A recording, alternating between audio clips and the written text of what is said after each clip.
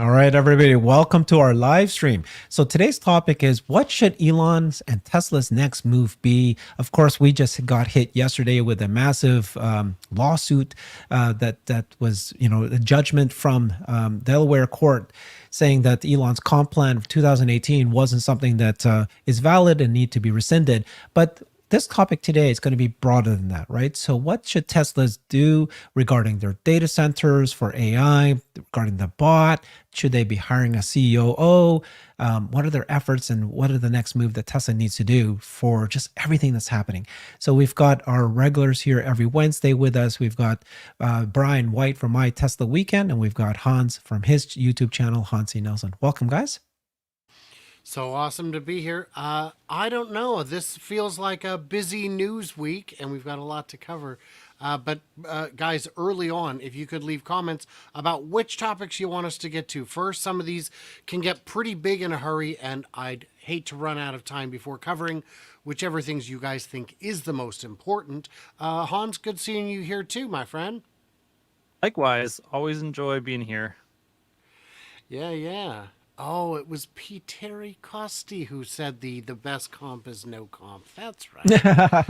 The best That's comp right. is no comp. Thanks, Peter. I love that one. So yeah, so obviously lots of things going on, and I love Warren Redlich has this term he's calling smarter than Elon disease, STED, and I don't. The three of us are pretty good about this. We're not here trying to say this is what Tesla should do. Here's what they're not doing. There's certainly a room for criticism for Tesla, but it's just an interesting thing. We are major shareholders, or from our perspective, for ourselves, right, in this company, and we want it to succeed. And so we're looking at things and wondering. So the first topic could be, what is the next move with regards to the comp plan? Having Elon be part of it is important. I think the next one is AI. To me, that's the big one, AI and bot. We could start with those two topics unless others have others. Yeah, you're right. See, Optimus, and the bot. I totally agree, Pete and Rudy. That's true. Okay, so let's get started with that. This thing happened yesterday. I've done several shows. Brian has done a show on this as well. What should Elon and Tesla do regards to this comp plan? We clearly need to get Elon committed to Tesla. Step number one. He needs a new comp plan, but there's a wrinkle. What happened yesterday? So yesterday he talked about reincorporating Tesla into Texas. They're very likely going to appeal this judgment, and they might bring it up to the Supreme Court. These are things that they're probably next doing. But what's your thoughts? Haven't heard from you yet, Hans. Why don't you start us off? Yeah, I really enjoyed the show that you did yesterday that you posted on YouTube that had Alexandra and Larry and Sawyer and a few other people. But Larry's comments were particularly good. I think that it really is concerning because it creates a lot of uncertainty about exactly what is possible, exactly how all of this stuff is going to get worked out. Like, you can have a reasonable expectation that people will figure out something and that they'll make it very feasible for Elon. But I don't understand why the judge in Delaware would take it upon herself to find in favor of this plaintiff who is not even a real shareholder. And I know that people said, yes, like this lawsuit was going to happen regardless.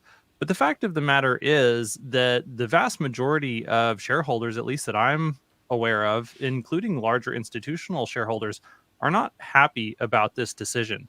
And if you're going to take one of the Magnificent Seven and throw their corporate governance into question and jeopardy like this, as the state of Delaware, I think that creates a lot of questions for other companies about whether or not they want to continue being incorporated there. And so I think that Tesla absolutely should move quickly to leave the state of Delaware. Whether or not they go through with that, I don't know, but they need to make all the preparations necessary. So that can be something that's on the table so that if they need to do something differently, they can't relitigate what has already happened. They can't appeal. That needs to happen, obviously. And hopefully the appeal if I was the Supreme Court of Delaware personally, when the appeal came to my desk, I'd be like, this is not good for business in the state of Delaware for us not to find in Tesla's favor in the appeal. Now, I don't know how much that will play into their decision making. But this is a huge source of business for the state of Delaware for all these companies all around really the nation that do incorporate there because they're supposed to have super high quality judicial system for these types of matters. And I think this definitely is a stain on that idea. We'll see how things play out moving forward. So I think, like we said, appealing, planning to move, and then obviously they need to have all sorts of backup plans. Basically, should have been prepared up to this point in time. And now we'll just see what Tesla executes with moving forward. Like, they should have something that's in place right now for this eventuality, and then we should be hearing from them sooner rather than later on what that looks like moving forward. So what do you think, Brian? So I think, as a reminder, and Hans, you said this, the Supreme Court of Delaware is the highest body that can adjudicate this. It wouldn't go to the actual Supreme Court. I don't think it would stand because it would set a precedent that would be very dangerous. Now, I don't think these judges care one bit about whether this looks good for Delaware or not. I don't think that's even a consideration. I think they care more about, hopefully, their job and doing it properly, but at the very least, just the letter of the law. And I mean, maybe they care about their own, maybe they're trying to boost their own professional standing. And if that's the case, they definitely don't care about how it looks for business. In terms of this being, whether or not this is a real shareholder, if you have 4 shares, if you have 1 share, you have standing. That was not an issue that was raised that I'm aware of, because the scale of it isn't the important part. I agree. All of us clearly agree that we had adequate information to make our investment decision based on the facts that as we understood them at the time. In my view, none of that has changed. And there is the fact that, if this is allowed to stand, this sets a very, very strange precedent for every other company. And you've got to remember that while you can argue that he was paid too much, you could also argue, you'd have to be insane to not argue, that being paid $0 for 2018, 19, 21, 2, 3, and now into 24, 7 years without pay, you would have to be a basket case to think that that is a reasonable ask to volunteer all of that for no pay. That's crazy talk. So Especially given the amount of stock, it's one of the best performing stocks, if not the best performing stock over that period of time from 2018 to now. And so to not reward the CEO, who is largely responsible for making that happen, is just completely asinine. Bonkers. Well, it makes so- no sense. Yeah. Go So ahead. yesterday we were all very shocked when this ruling came down. But at this point, most people, including, we talked to some lawyers, we even talked to investment analysts like Dan Ives and others, they actually believe at this point, most are leading that this is not going to be that big of an issue. Here's an example of Kevin Rice pointing out that, K10, Kristen, and Omar both suggested on X that just having an annual shareholder meeting to revote to ratify the previous plan solves it. I think some people believe that that could be the case, where they would just, go ahead and just go ahead. And you said that the judge said that, that it wasn't adequately communicated to shareholders, the relationship between Elon and the board, that Elon controls the board. Just go ahead and redo the whole vote again, make sure that these points are in. So that's, step 1, right? Could be to appeal. Step 2, like you said, step 2, probably very clearly, you can see that Elon's communicating that we're going to reincorporate into Texas, regardless of what happens. Now, what do you guys think about this thing where it actually sets the stage for Elon and the board to, it's great news that this could actually set the stage for them to go and redraft this new comp plan anyways.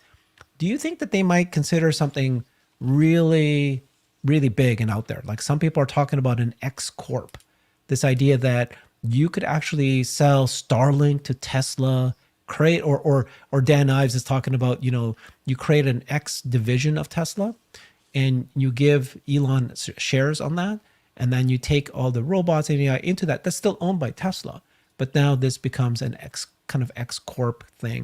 Do you think that that could be something that Elon or the board would even consider? That's something exotic like that? I don't have an opinion on that. I think it is pretty exotic. I think there are a number of institutional shareholders that would find the shenanigan aspect unsettling and unpleasant, but I don't personally have an opinion. And until it's proposed in such a way that it's sufficiently concrete that I could understand, I don't know how I would vote or invest. I assume I would remain a with the majority of my investment in it, but can't know just yet. What do you think, Hans? Yeah, I think that with this precedent, the thing that is guaranteed is that the more exotic a plan is, the more guaranteed it is that they're going to be sued again and again and again. And the less common that structure is, the more likely it is for those types of things to not actually be able to survive those lawsuits. So I don't know that it's a good idea to try and get cute with structures just to gerrymander something that gets to the same outcome that he was trying to get to in the first place. I think that they really need to take this appeal as seriously as possible. And they really need to win the appeal and reinstate the original plan, in my personal opinion, because I think that that is the thing that Yeah, is the most easy. airtight legally. And then that will also give them a lot more concrete understanding of how to move forward and to be able to defend whatever it is that they do legally in the future. I Okay. would add that I think it's great that this verdict is handed down at all. We've been waiting since 2022 when the case concluded for this judge to release this 200-page epic poem about their opinion on what's going on and how it all works. And I think it's pretty good that we can actually now start to have a conversation about the next chapter, even while this chapter is still winding down. And yeah, I don't know if a simple vote to ratify would do the trick, but at least now some options are known. Okay, we'll keep watching closely on this. So the next big thing that's happening is we had the earnings call last week. Elon has said that he's going to do a State of the Union kind of meeting or presentation for Tesla. He had done one for SpaceX already. This is upcoming. Some people thought it was going to happen today, like this first week. I wonder, what do you think might be their move there? Like, it's just going to be a standard hurrah. Elon says, "Thank you, Tesla team, for what you've accomplished in the last several years. Look at the things we're doing now." Or is this could be an opportunity, which I hope he does, reposition Tesla as a robotics AI company. Make that very, very, very clear. Maybe this is where he talks about his recommitment to Tesla. Not that, I don't think any of us really feel that he has lost any commitment. It's just that it's just always a question that people ask, especially after what he said about the 25% control. What if I wouldn't be motivated, or I'll take the AI out or something like that? That was a veiled threat. But you can see his thinking. His thinking was more about the safety of humanity, because robotics AI is a thing, and he's already confident it's a thing. He just wants to make sure he has influence, that it's not some rogue actor taking over Tesla shares and then taking control of our robot army. And so, what do you think is going to happen? What is the move that you would do if you were Tesla and you were part of the executive board? What would you tell Elon? What should we do for this State of the Union? I did want to address one thing real quick on before we move on to that. That's a wonderful topic. We got to talk about that. But I did want to say that this isn't Tesla giving Elon 55 billion.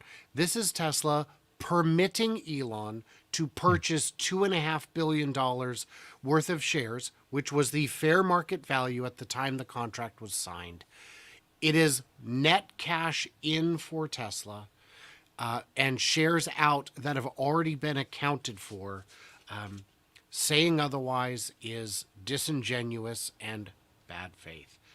In terms of the AI aspect, I get the hesitation. I understand when Elon created XAI outside the company, he said it's because we're working on things that are not automobile related. It's just AI. He's still bitter that he gave up his spot at OpenAI because he wanted that to not be a commercial venture. And of course, what happened? It immediately became a commercial venture without him. So I can understand that hesitation. He also wanted to attract top talent, and top talent wants startup opportunity. They want 0 to 100 kind of share opportunity, where at Tesla they might get 1 to 2 or double, maybe 10x, but not the 100x you might see at a startup. Could XAI be rolled back into Tesla? Could Tesla acquire that? Could that help Elon get closer to that 25% objective? I don't see why not. If the value proposition makes sense, if an independent board suggests that it's the right thing to do, and that the price makes sense, and and the shareholders vote. And for that matter, there are other things you could roll in as well. Hans, what is your thought? I think that just thinking about what is likely to happen, that the Tesla State of the Union address will be much like the SpaceX State of the Union address that we just heard, which has a lot of good information. But like you said, Herbert, is more just a congratulations to the team, a recognition of the accomplishments. I do think with the timing, it does create an opportunity to talk more about Yeah. their plans to deal with what has just happened and maybe positioning themselves for the future. But honestly, I don't know how much of that stuff is really decided, and that may be why we haven't. They may be deciding now to change what it is that he's going to talk about or how he's going to talk about that, because their plans have been materially altered from what they expected, a week or 2 weeks ago. So we'll have to wait and see what he says. I do think that, though, a lot of times we expect those types of things to happen when Elon makes appearances, and Yeah. 7 times out of 10, we don't really get what we're Yeah. hoping he might do. He just talks the talking points that are the Elon talking points. So I think that's probably what we'll see. I would agree, though, that it would be a great time for him to position Tesla as an AI and robotics focused company, especially since he has raised some questions about that based on his comments on X the other day about the 25% voting control. So that would be a good opportunity. I hope that he takes that. And I think that that actually has a little bit more likelihood to happen. I'm almost sure that he will make some comments around that at the State of the Union address, So and right. So I then we'll go I from there. want them to do, yeah, I want them to do more than that, right? So when the earnings call happened, he brought up, I think somebody mentioned to me that the very first line, he did say Tesla is a robotics AI company. And he's been saying this quite a bit. So that's great. Great. But then they didn't really talk about it until it was asked as a question. Then he spent a lot of time. And the big news that he dropped at that earnings call was that that Tesla is going to ship Optimus by sometime next year. So some amount of Optimus will be shipped sometime in 2025. Great news. That means that it's not just creating the product, but actually maybe even selling the product to license and other partners, which is way faster than I thought. So I was happy that he mentioned it, but I really wanted them to spend more time on the earnings call talking about Tesla as an AI company, robotics AI company. Now, some people are saying, well, that's the earnings call. That's not the position. So at this upcoming State of the Union address, Tesla and Elon specifically has a really good chance to really hammer this point home. Really, really hammer this point home. Because if it is a recruiting event, that is how, that's the big concern, is you have the best minds wanting to jump to OpenAI, wanting to jump to other robotics companies. They need to know that Tesla is not only the leader in AI, they've invested in data centers, they've got this great data set, the leader in vision AI, and then, of course, the leader in robots. They need to spend a lot of time there, and that's what I'm hoping that he would do at this State of the Union address, because it kind of paints the future. This is the future of the company. We've hit all the goals. You know how they did master plan part 1 and 2 and 3, and 3 is still there's a lot of little pieces of 2 that haven't been accomplished, and there's big pieces of 3 that was a massive master plan. But if they do kind of like paint the future a lot more like this is, which he does such a good job with, that's what he needs to do. And then what I'm just hoping for is just this more of like, I just interviewed Dan Ives, and that video will drop sometime this week. And what he was frustrated with is Tesla's communication, and I asked the question, when does investors, the institutional investors, start viewing Tesla as an AI company? They're not really awarded Tesla that in the stock price. And he said, it's not just painting the future. You need to actually show the monetization plans. And so maybe they're not quite ready to do that, but but they should at least, lay the groundwork. And he's doing it. I'm not saying he's not doing it, because he really is. I'm loving whenever he says Tesla's a robotics AI company.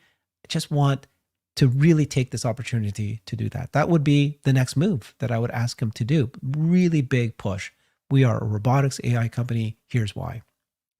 Remember that he did say that he was open to doing an AI Day 3 on the earnings Mhm. call. And so I would expect a lot more of that topic of Can I pause? conversation. If you remember what he actually said there, though, he said it sounded like they hadn't planned it yet, and that he was concerned that last time they did it, the competitors copied a lot too much. And so that's the Figure thing that AI. got me a little down.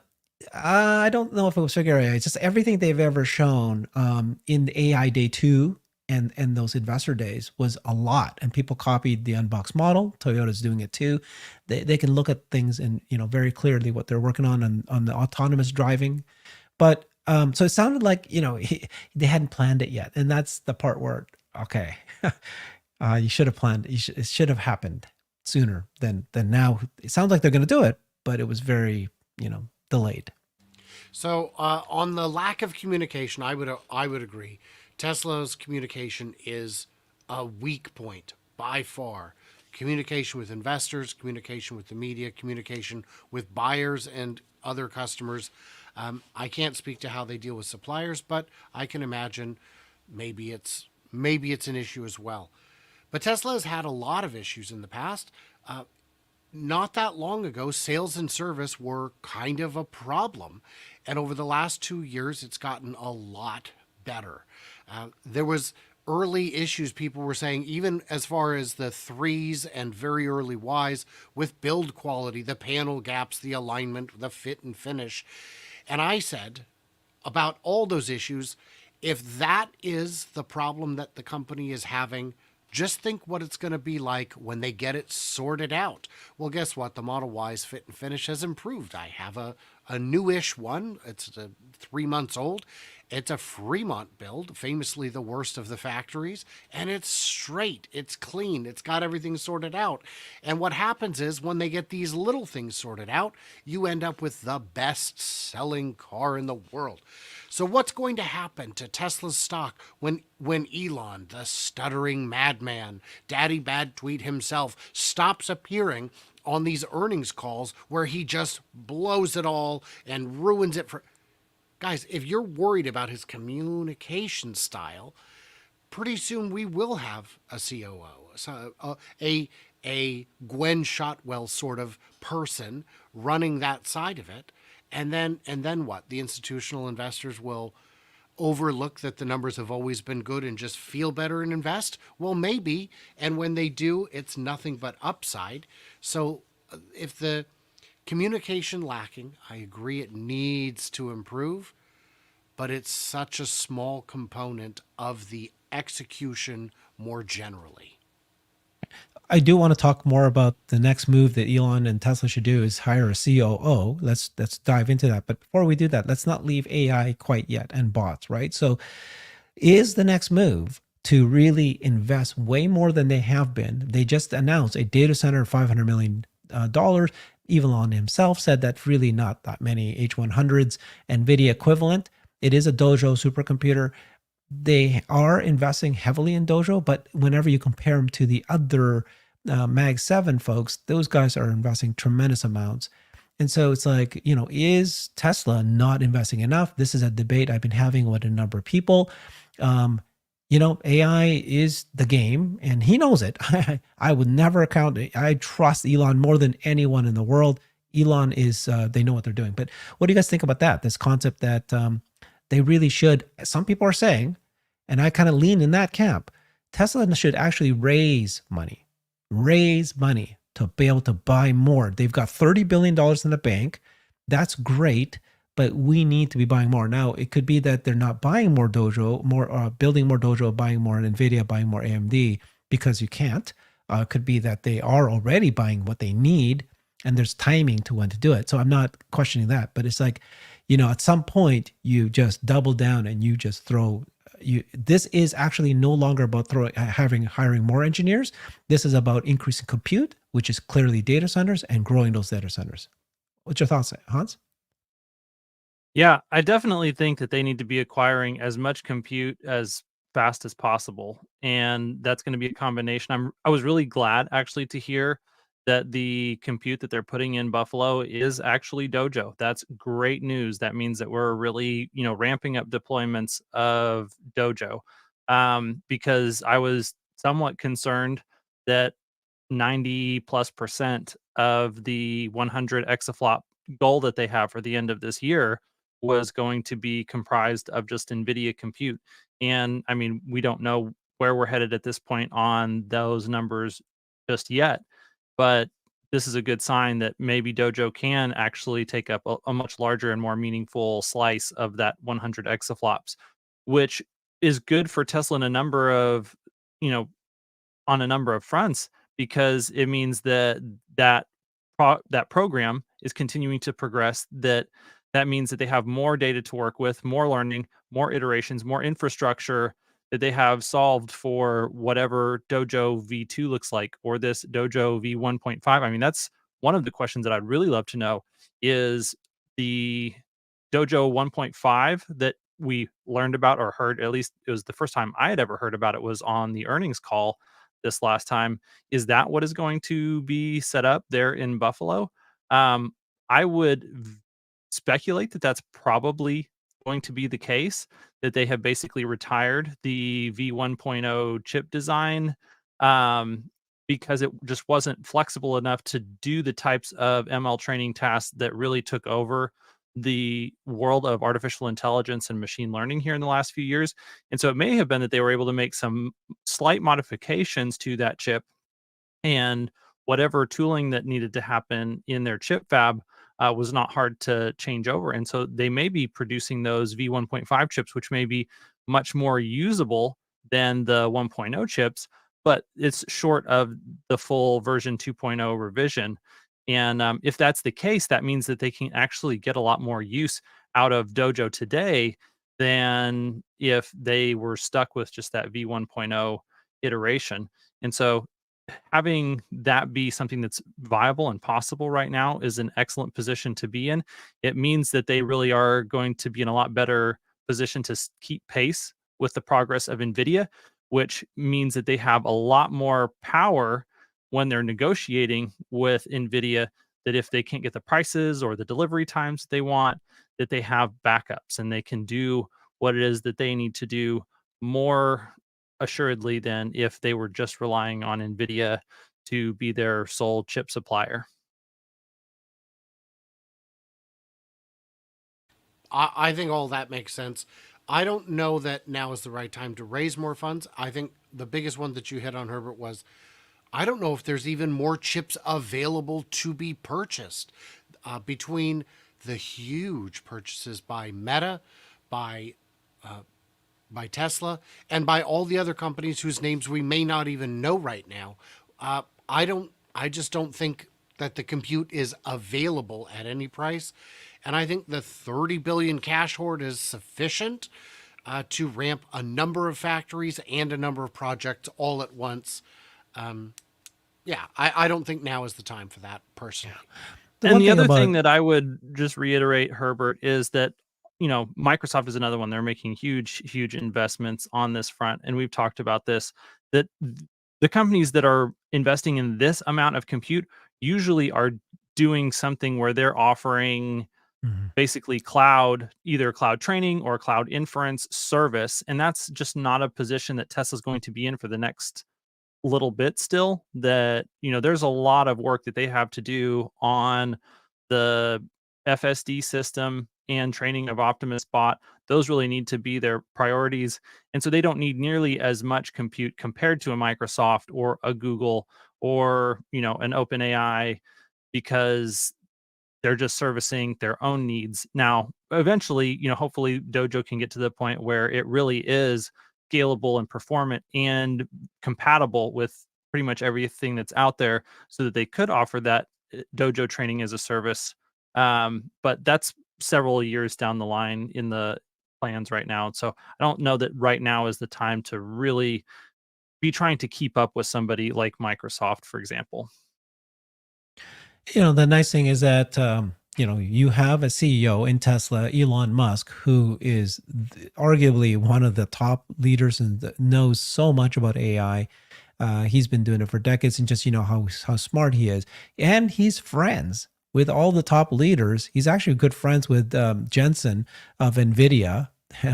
They've done interviews. They've been talking to each other, and so you know what I mean. Like he can make mountains move so easily, more easier than others, by just calling the CEOs, calling heads of states, setting these up. So that's why I'm putting my bet on Elon. So while I say that they need to make bigger moves on AI, it's I have tremendous confidence. I like obviously their strategy, which makes so much sense, that they have Nvidia, they have AMD, they'll build, and they're building their own dojo. Just very recently, Elon said that there are companies that's all they do is create semiconductor chips, and here we are doing this, and it's like crazy that they are, but because they are an auto company, right?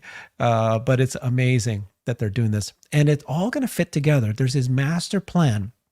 He's talked about these data centers, and that you should be able to see these data centers from the sky because they're going to be powered like crazy with lights and energy. The amount of energy to power these things is so crazy that it will become the rate limiting step for many companies.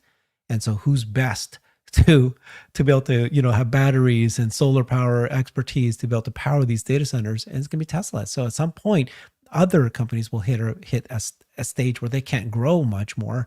They'll need to figure out where to get their energy to power this.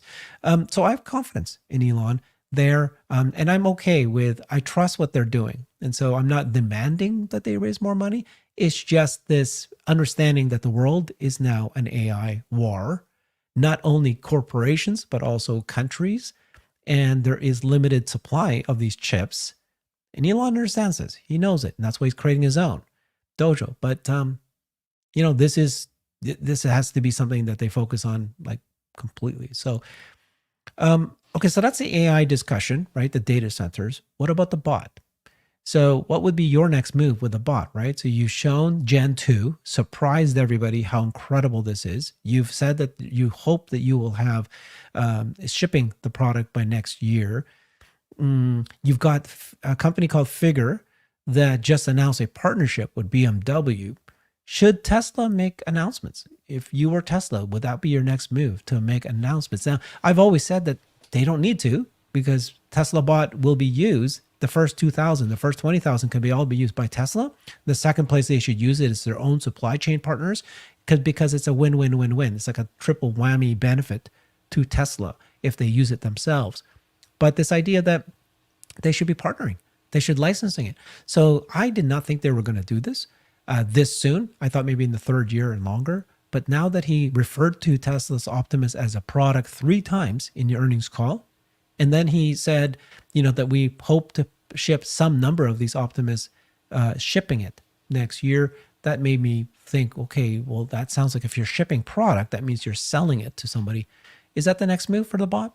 What do you guys think? So I will say what I would like to see is that capacity. Now, other companies like Figure, they need to get a product out. They must get a product out. That is critical to their survival. And I'm not speaking specifically of Figure, but all robotics companies that don't have 30 billion cash on hand and a free cash flow generating money printer to rely on. So Tesla doesn't have to do that.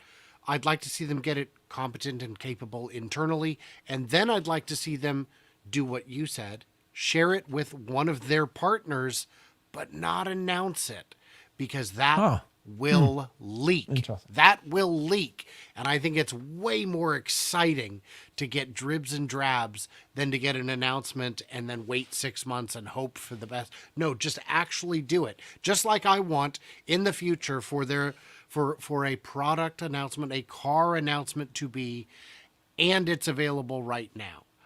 This is the new model. We're not just taking reservations. It's been road testing disguised as a Volkswagen, and it's now ready for sale. The first 100 are behind this lovely fake wall, whatever it may be. So I don't think an announcement is what's needed. I think action is what's needed, and if the action takes place, we will know about it, because you and I and all of us have, we are the hydra of a million heads is what's going on here, and nothing sneaks by us. Yeah, and I would add that I know that it is hopeful that they do ship it, and it's definitely possible to interpret what Elon said as they are going to ship Optimus to external customers. But my more cautious, more conservative interpretation is that that is just when they're talking about reaching volume production internally to begin using those in manufacturing inside of Tesla, probably coinciding with actually use in Austin and Mexico as the Gen 2 or the next generation vehicle platform really ramps up. So that's what I think is likely to happen. And honestly, I mean, we could make it deep into this decade at full speed ahead before Tesla ever needs to work with somebody outside the company in order to just use the number of bots that they can produce and actually put to work in a productive manner, because there's so many opportunities to use that internally, including the supply chain. I would definitely include that as well. All right.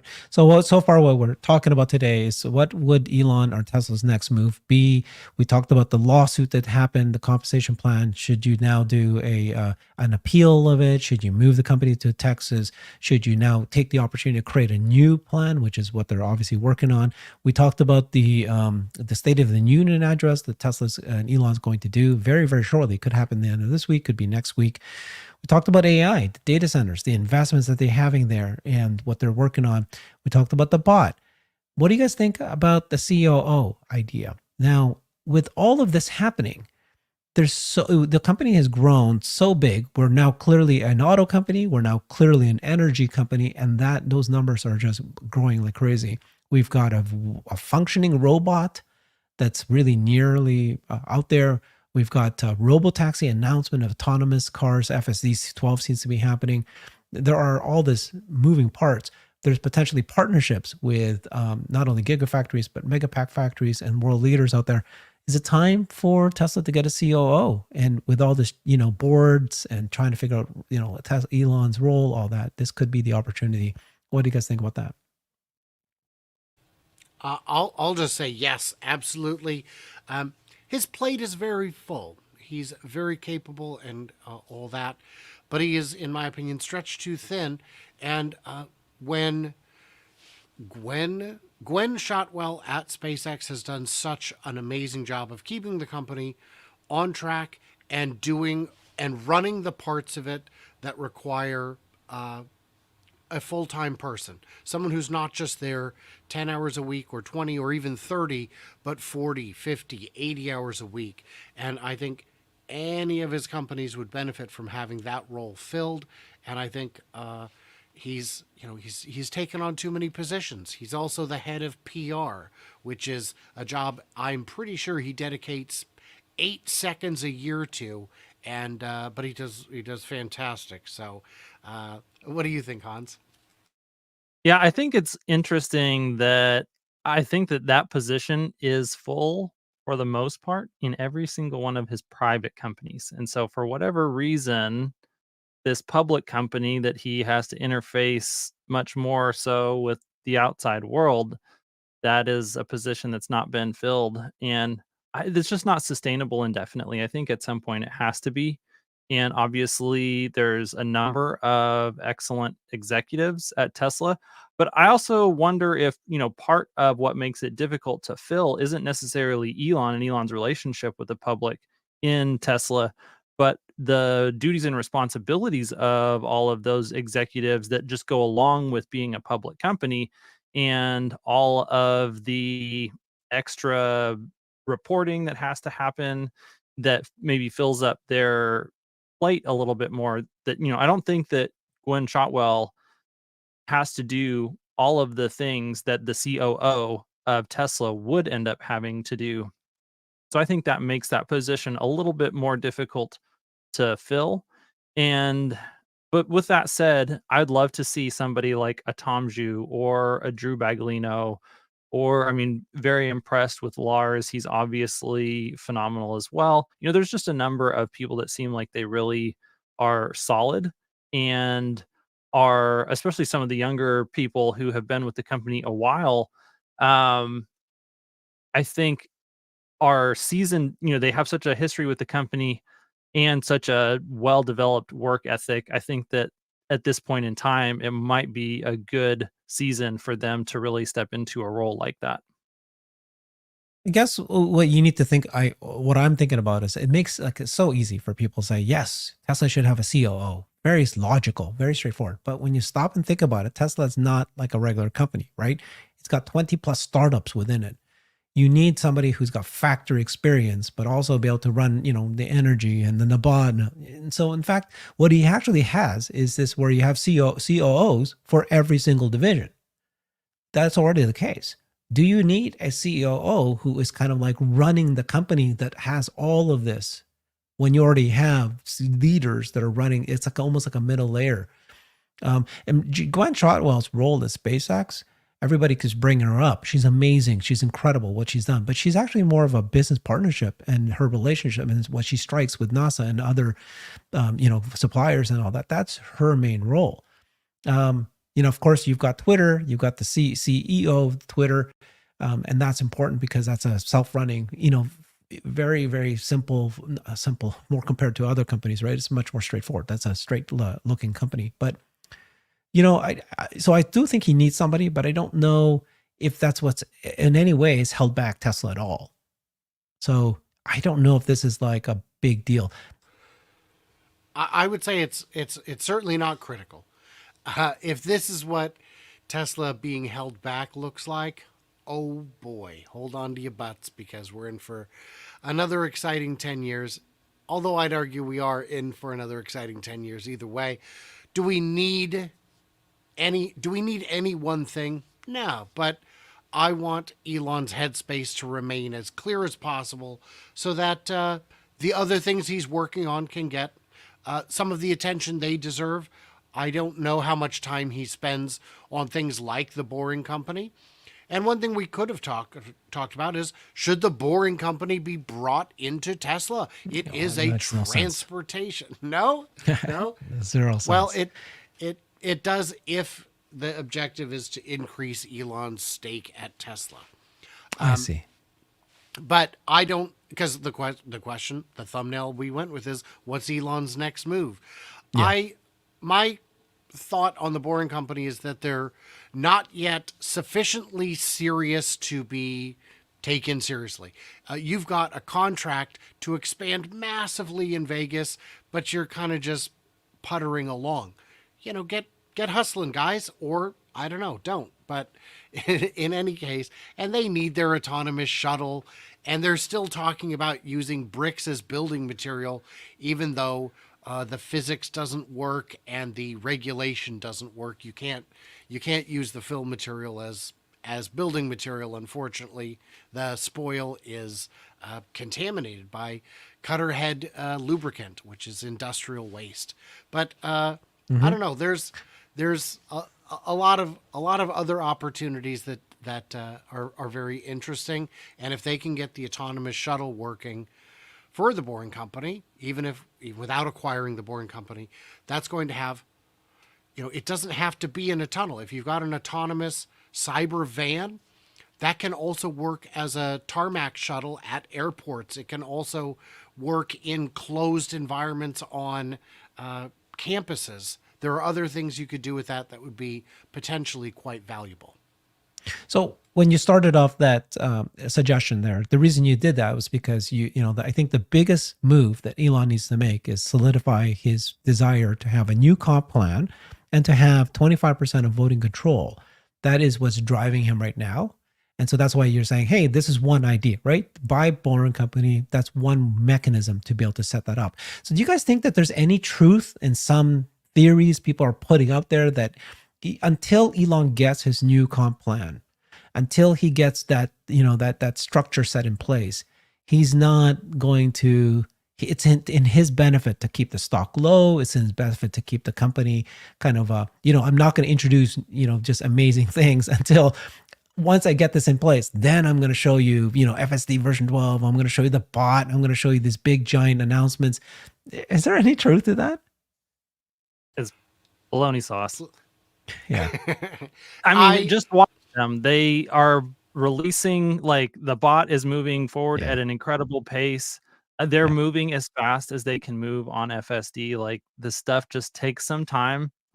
We've got V12. Like, the progress of when you think about when they first started talking about, hey, we're going to move to this full end-to-end inference architecture, was just within the last year. And they replaced a body of code that was over 300,000 lines that had taken them 6-7 years to build up, and they completely replaced all of that code with machine learning code that was developed over the course of 1 year. Like, that's not slow walking the progress of FSD. That is pedal to the metal. And so when you just look at their actions, Elon is moving forward as quickly as humanly possible without putting the company in undue financial risk, because he does have some PTSD regarding the production ramp of the Model 3. And so he wants to make sure that they're in a good spot as far as cash that they have on hand, to where he's not just, going out and investing huge amounts of capital willy-nilly. He's being very disciplined, which he has always been. He's always been very disciplined. So I don't see any change in behavior from him. And I don't see any real slow walking of any of the projects, other than you could say that maybe Mexico was slowed down. But I don't know if that's because Tesla wanted to slow it down so much as it's just harder to get things done in Mexico than they had hoped after their previous experience in Shanghai. So I would say on Mexico, it's not that it's harder. I think the harder part is there just aren't enough batteries. If we had the factory ready to go today, where on earth would we get the batteries for it? But there are two parts to this question that I see. Is in the question being, is Elon artificially keeping the stock down so that he can have more upside in a new comp plan? So the first part being, would they sandbag stuff at Tesla? And the answer is absolutely not, absolutely never, because anyone who participates in that knowing sandbagging would be the subject of the next lawsuit, and they are not going to do that. That's crazy talk. And you and I, we agree on that, but there are conspiracy minded folk who might not see it quite as clearly. The second one is Tesla going to change their plans, change their announcements, change their direction just so Elon can keep the stock low? Of course not. The second part is Elon's personal behavior. And is Elon going to stop being Elon because of the comp plan? I don't see it happening. I do not imagine that when the new comp plan comes out, he all of a sudden starts playing demure school child on X and saying everything is sunshine and roses and unicorns. He's going to speak his mind. If he doesn't, if all of a sudden he has this epiphany that me being a super nice guy all the time is somehow better for the company or the world, great, good for him. Focus on the positive. Do that. But I just don't see it. I can't imagine a material difference in my life between 100 billion and 200 billion. The numbers are no longer real at that point. So I would agree with the panel here and disagree with the folks who say otherwise. All right. So, the topic of our top today is what is Elon's next move? And when I think of that, I'm thinking you got to think big. You got to think big, like bigger than you think, because this is Elon. This is his vision. His vision is amazing and he makes it happen. And it just so happens that Tesla is at a point right now that is very, very exciting, right? It's actually, it was exciting when it was, trying to become an electronic vehicle company or trying to become an energy company, and they had their master plan one. That's like child's play today, right? Today, this company is doing AI. It's trying to become an AGI, embodied AI. They're doing robots. They've got cars. Elon mentioned that we actually are the largest robotics company in the world.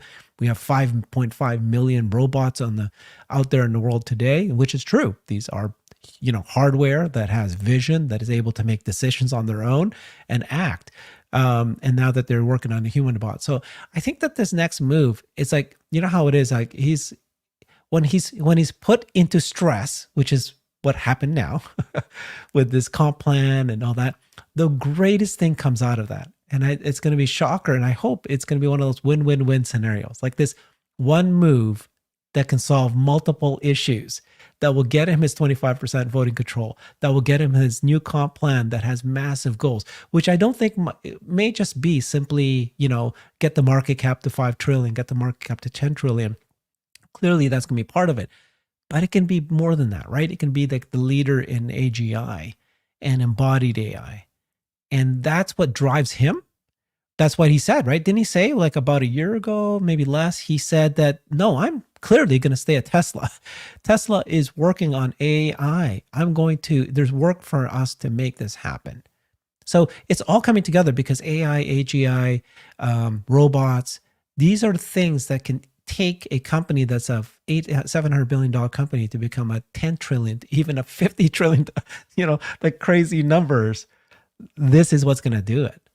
And this is like somebody said Elon will go demon mode. I love it. Yes, he's going to go demon mode. He loves demon mode is what he needs to get him motivated, and that's what he's looking for. So yeah. So okay. Anyways, what do you guys think about that? Think big.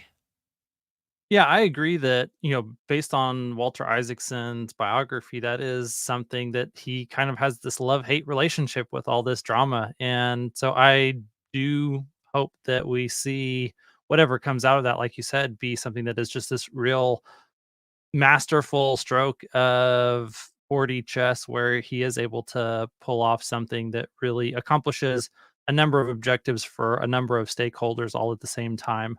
I think just to build on Elon's next moves, you had a couple of conversations this past week that I wanted to kind of bring together and emphasize. So, one of them was we talked about the Ken Griffin comments around Elon and Tesla being in the position to really create the foundation for the software of autonomy and define what that looks like for the future, and potentially be, the supplier of choice for both software and hardware on that front.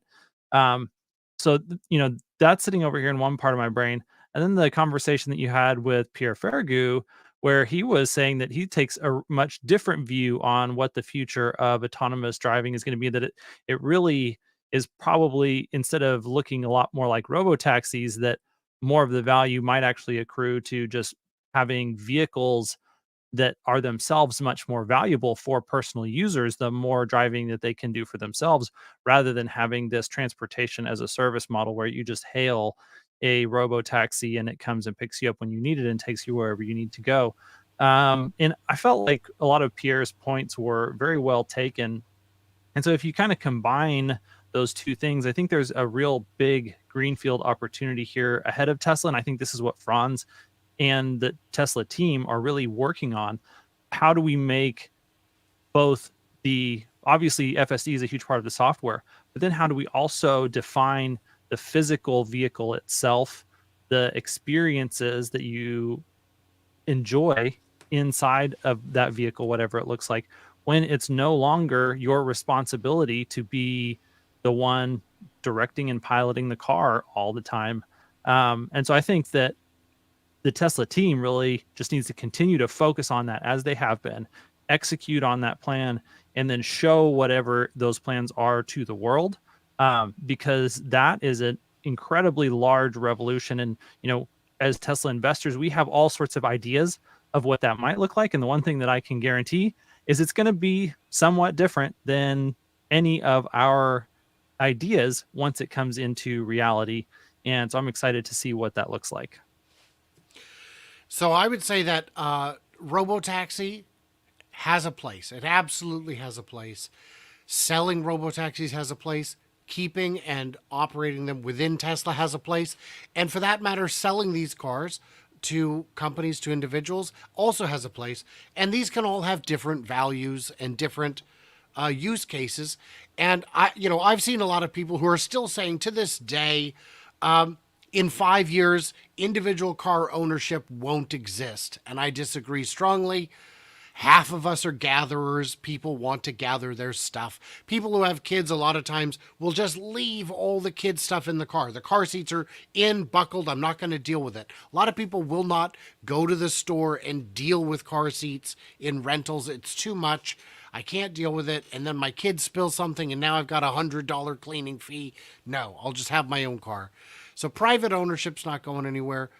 There's endless opportunity on all these fronts. There are so many people individually who need a robotaxi, whether it's because their vision is failing, their mobility is insufficient, or there are just too many use cases to think of. And this is endless opportunity. Could one of Elon's and Tesla's next move be presenting a new product? So just recently, I think it wasn't the last earnings call, but there was another earnings call where he said that we have several products, a few that you don't even know about yet.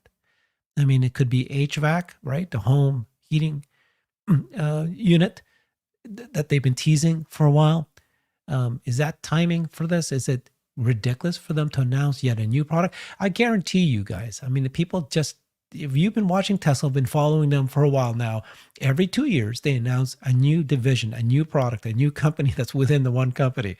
It's like, yeah, it's been happening. So it's not like it's not. Tesla is an innovation company. That's what they are. And they are vertically integrated. They've created technology, and they can easily take some of these technology and create a whole new business out of it. And they do. So guaranteed they're going to do this. I don't know if it's going to happen now. It's going to happen a year, 2 years now, but that could be a thing that they do because he's teased it, right? That is a blind spot for me. Of course, it's a blind spot for me. Every product that's been announced in the past seems logical looking back, but at the time, I didn't see any of them coming. The idea that a bot was around the corner, the idea that they were designing their own AI chip. We knew that they had chip design and quite a competence in that area, but we didn't know. I couldn't see it coming. So what is the next big thing? I mean, I know it's not a Tesla product, but burnt hair caught me off guard. That's for sure. I just don't. I don't have any guesses, but any of those could be a catalyst for sure. I wouldn't be surprised to see them beefing up their either some sort of platform to offer training for, like, basically some infrastructure around other companies being able to utilize Tesla's FSD software. And so he has hinted at potentially licensing FSD and said that, a lot of companies are not currently really taking them up on that and in active talks with them. But I wouldn't be surprised at all. In fact, I would really expect them to be working on the infrastructure because they know that this is just a matter of when, not if, that they're going to be flooded with inbound of people who are like, oh my gosh, you actually are making tons of money off of this product now. Can we please license it from you? And so I think that there is going to be infrastructure around how do you actually operate that licensing agreement? How do you share IP? How do you manage software? What hardware do they have to have? And so that's going to be a whole new business line that really is going to be a huge deal. And I think that even though he has hinted at the licensing, he has never really said anything about that infrastructure piece specifically. And that would be a product that I would expect him to be willing to say something to the effect of, we have exciting new products that you don't even know about yet. I think that that's one of those things that would really fall into that category that is, like I said, a when, not if type of product. I would add to that, there's a lot of B2B software that could be done. Tesla designs, when you've got a company and you need Word or Excel or whatever, you buy per terminal, per user, per individual employee, and you might be paying $50 per month per employee, and you've got 100,000 employees. Pretty soon you're talking real money. Tesla designs their own enterprise software. They could start licensing that out, perhaps. I mean, there's a whole lot of competencies in house that the next big thing could be. Yeah, it's got to be part of the mission.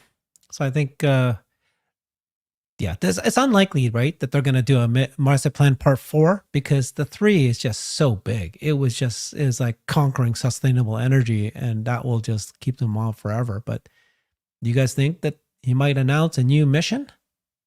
Not yet. I think I think it would be too soon. Yeah. Yeah, too soon. All right, so let's recap, right? So we talked quite a bit of the lawsuit and the State of the Union address he's about to come out. We talked about AI data centers and robots, a potential X Corp or some sort of version of that, the COO. What do you guys think? What is the next move? Let's go doing that. What do you think, Hans?